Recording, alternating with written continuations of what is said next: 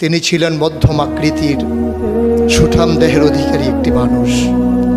তার চুলগুলো ছিল ঘাড় পর্যন্ত প্রলম্বিত, হালকা হালকা কোঁকড়ানো।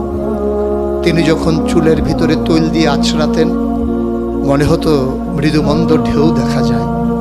তার কপাল ছিল চওড়া, ভ্রুগুলো ছিল জোড়া ভ্রু, ধনুকের মতো বাঁকা।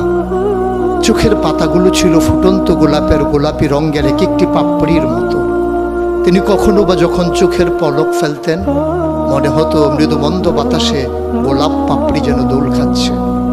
তার চোখের সাদা অংশ ছিল রক্তিমাভ সাদা, কালো অংশ ছিল কৃষ্ণ কালো। তার নাকটা ছিল খাড়া, নাকের ছিদ্রগুলো ছিল ছোট ছোট। নাকের নিচে ছিল সরু চিকন গোঁফ, গোঁফের নিচেই সেই গোলাপি রঙের ঠোঁট। তার ঠোঁটগুলো যখন কখনো বা মুচকে হাসত, গোটা পৃথিবীর মানুষ অবাক বিস্ময়ে দেখত গোটা পৃথিবীতে যেন বিজলি চমকিয়েছে। তিনি কখনো বা যখন এই রাস্তা দিয়ে হেঁটে যেতেন, 1 মাস পরেও কখনো যখন সাহাবা হাঁটতেন, তার গায়ের জান্নাতি গন্ধ তারা পেতেন।